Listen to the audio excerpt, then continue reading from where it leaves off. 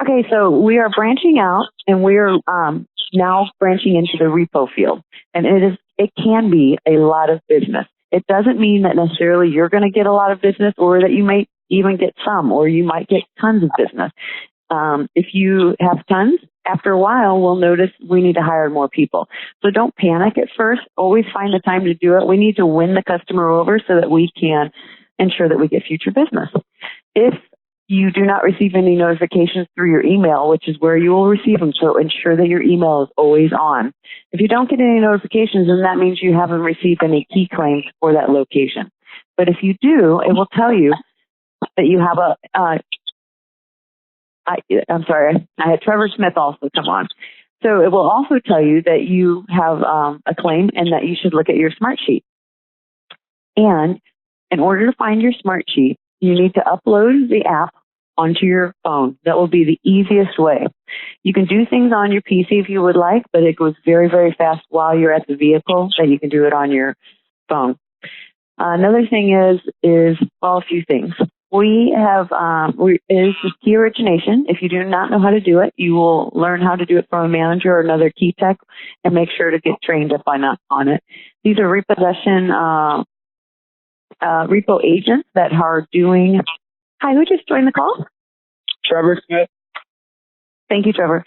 So these are, I don't know if I said we need to have them done within 48 hours, because these are key originations.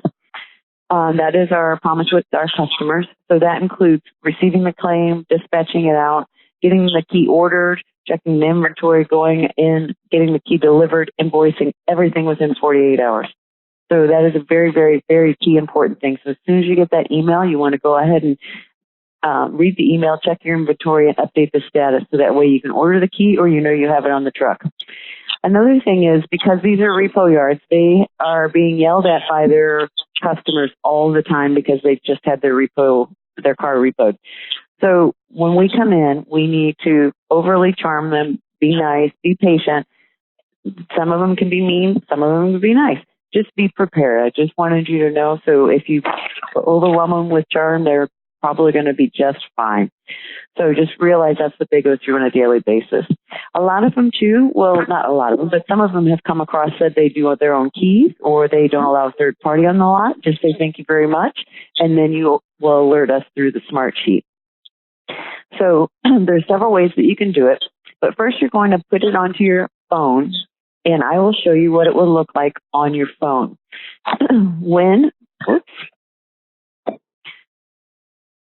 Now it just went away. Sorry about that. Everything on the Smartsheet is also on a Key Tech repo key dashboard. So right now, trading materials that I'm going to go through are on this page here on this section, and your individual Smartsheet will be your last name, and then it says open repo keys. So when you get it on your phone or on your PC, on the top left corner, there should be a little magnifying glass, and you will type in your last name. I'm going to use one of our key techs that we have currently. But in the meantime, I'm going to reopen up that phone image to show you what it would look like. So this is what, when you open up your Smartsheet, this person has this many claims, and he's got 11 so far on this sheet here. It will tell you the days open, the hours open, the due date due, the current order status, the VIN, make, model, the location, the color of the vehicle so you can find it. It will also give you special notes if you need to add a key claim number to the invoice. You need to call for an appointment right away. It is always advisable to call the repo yard first. It's the very first thing you do before you ever order a key or that you want to go out there. Actually, right when you get the claim, you just call them and just say, I just want to make sure the keys on the vehicle's on the lot. I need to see what time is the best time for me to come by to visit, and that way you have a rapport with them, and that way you know if they're going to say no right off the bat. And you don't want to wait 2 days to get that call. You just, as soon as you get the email, you want to give your repo yard a call. You want to check it, inventory on if it's in your inventory. order the key if needed, and then update the Smartsheet. And then go ahead and schedule the time so that you can go ahead and deliver that key. So there are many things that will be on this. So this only shows you the left-hand side of the Smartsheet. So as I said, there were so many things said, but you can only see days, hours, due date, and status. So if you push your finger and scroll to the right, you will see all the other information. Now, if you want to look at just the one job at a time instead of going through all 11 and just scrolling to the right, what you could do is you can click on the 2 next to the 2 or double click on the row that you want. And then anywhere on there, you can double click on there. You should be able to. So either the 2 next to the 2 or double click. You will be able to open up that individual claim. So this is row 2. And then it will open up to say, okay, here's row 2 of 13. There's your days open, your hours open, the due date, the dispatch is accepted. You have a location. You have the VIN, make, model, color, year, and special instructions. So everything is there for you. What you will then do is you open up your Smartsheet, and you want to open up, and I will show you how you would go about doing it. You find your Smartsheet. Barnes would be your last name, or Carter would be a last name, or Smith last name, then comma Trevor probably, because there might be a few Smiths out there. I'm going to see if I can pull up a different key text because David didn't have any open key text. When you don't have any keys, it will just look blank. Unless somebody's told you have keys and it's blank, that means something's wrong. But when you have orders or key claims open, this is what it will look like. So the green section is for status report area. Then on the far left-hand side, there's going to be 2 scroll menus at the bottom. You can scroll back and forth. The left side is all about the vehicle. The right side is going to be where you're going to enter your information. So on the right side, it will have anything in bright yellow is required by you. You need to let us know what type of key it was. So if it's a smart key or basic, what you do is you click on the cell or hover over the cell. You should see a little drop-down arrow in the top right-hand corner, and then you decide which key it is. You pick the key that you want. We'll just pick a basic for now. You put down the date by also clicking on the top right-hand corner. If you finished it today, you put the date. You put in the invoice number, if there's an invoice number of that. If it is what the dollar of it might be per the pricing that you get off of the NetSuite code, which is further to the right. If you look over here on the right, it's the NetSuite ID code. It should auto-populate and give you the price code for it.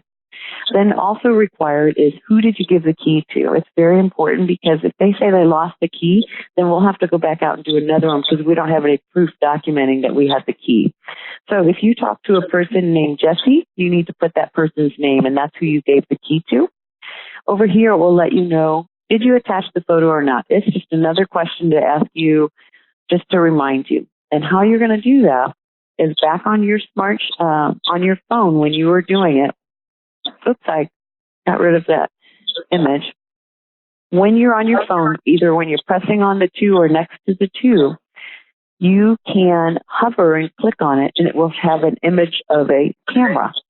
So what you do is you have the camera, you click on the camera on the row that you wanted, you take that picture, and you say, okay, and it will automatically attach it to that claim. You don't have to save it anywhere. You don't have to do anything else with it and reattach it, as long as you push that camera button. And so once you've taken the picture and attached it, just put yes, and that will remind you that you've done it. If you find that you found the key underneath the mat or in the console, just type in key found. And then what we'll do is we'll update the order status in a second once I show you how to do it. If you have the auction person who you've called beforehand, and you noted it down that you've called, left a message, but then you get to the repo yard and he goes, the vehicle's already gone, then you need to make sure you add those kind of notes. So those are important notes. So the tech notes, vehicle gone upon arrival, even though confirmed appointment or whatever, anything that's pertinent to it. If you find that you had a special order key that you had and that does happen, you will still be able to build a key and then you hand them the key, that they still do get that key. If it is something that goes back into inventory, you just put it back in inventory and we cannot bill for it. So this is why one other reason why it's very important to go ahead and call ahead of time to the repo yard to ensure that they're going to be there. You don't want to get screwed and waste your time going out there. So again, on this right side, just over here, it will give you the NetSuite ID number or the RootScan ID number, and then it will tell you the pricing level. If dispatch is sent a note to you, it's going to be further over to the right. The more you scroll over, it's in pink in that area. If you find that you have a special order key and maybe one of the notes that was originally on the left-hand side under the special comments and it said no key approved if a key is over $250, need approval. So you find out you have a special order key and it's $353. This is where you're going to do that information at. You're going to put the price. You just put $353. It puts the dollar value on there for you.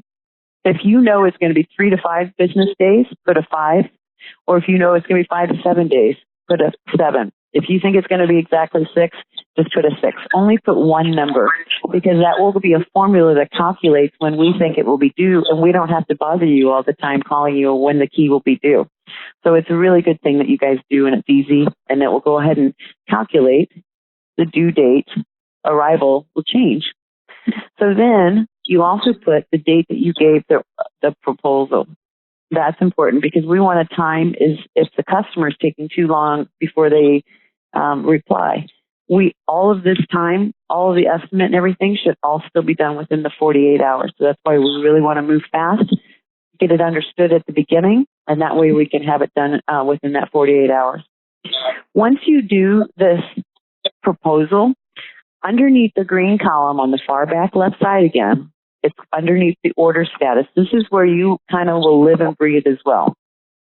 You are in the dark yellow is mandatory to fill out, and then the green is when you click on the box that hovers up at the top right, the arrow coming down.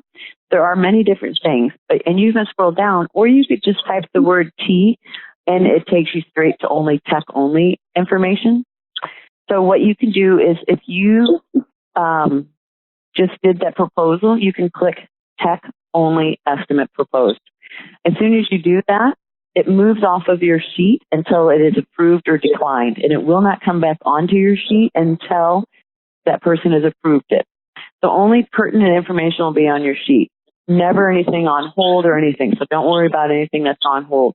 You always want to make sure you hit save, and that way that information will move through. You also want to ensure that you refresh your screen a lot. Some people leave their screen open and think that they don't have any claims in, but the internet has to always refresh because otherwise it holds on to the old cached information. So you always want to refresh. If you can't refresh your phone, you just get out of Smartsheet and get back in, and that will automatically reset your screen there. So many other options that you can choose, particularly when you get the key or when you get the first key claim. Again, you first call the the repo yard.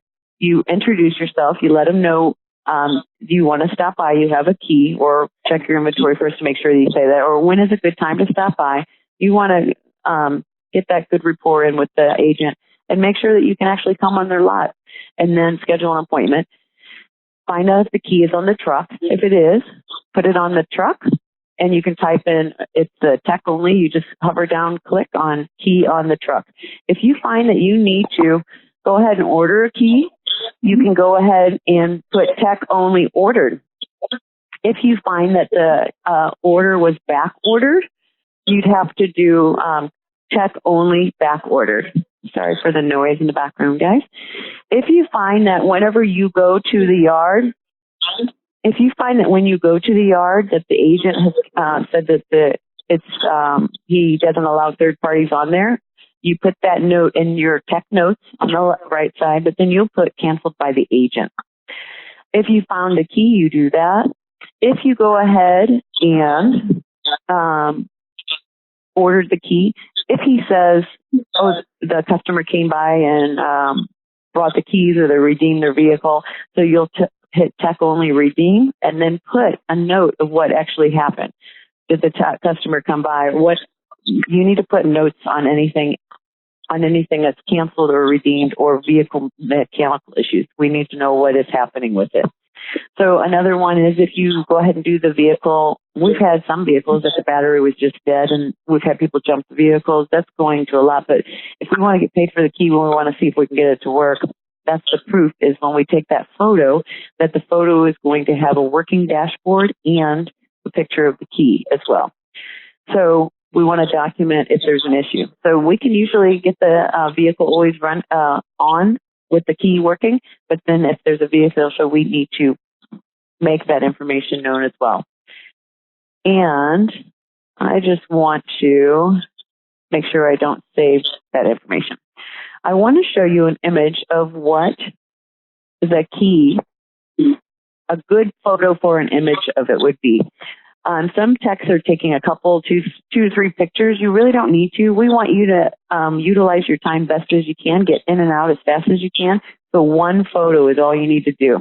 One photo would include, it has to have the working dashboard along with the key.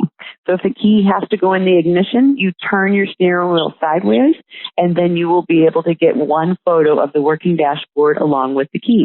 Or you hold the smart key in your hand and you take a picture of that with the dashboard. That will save you a lot of time instead of just taking multiple pictures. Or if you only take a picture of a key, then we have to disapprove and we reject the claim and send it back to you telling you that we need better pictures because that's what the customer needs as proof as well. So I think I went over everything that was pretty detailed on it. Does anybody have any questions so far? Did I lose anybody? Yeah. If this is Jesse in Bristol. Hi, Jesse.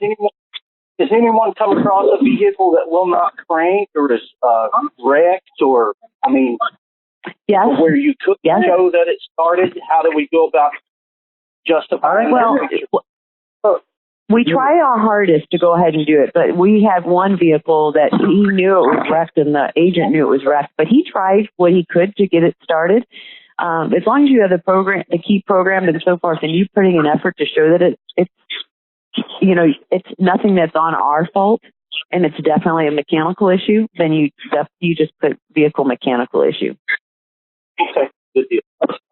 Yeah, but we've had somebody call, like we've had our customer call and say, the lady's stuck in a car wash. Her car won't start. And they blamed us for the key. So ultimately, it was her with a dead battery. But they will always come back on us. So we want to try to do our best above and beyond normal expectations to get them a product that they don't want to come back to us and complain to us. So anytime something goes wrong, they're going to complain to us. But if we do an outstanding job, we will never have the complaints. Do you have anybody else have any other questions? I wanted to show you on the Key Tech dashboard as well. You can contact us anytime you need to. If you have any key issues on how to program a key, you want to contact your key ops or key codes if you need to get key codes, or you can contact Jerry Riedel or Leo Mears. If you need assistance on any of the repo yards on dispatching, Mallory is your person that will help you, and you can also email if you see things coming from repokeys@dentwizard.com. If you need any assistance with the Smartsheet, if you have any questions or anything, please call me at any time. And if you ever need anything, you can always just call us any time that you need anything.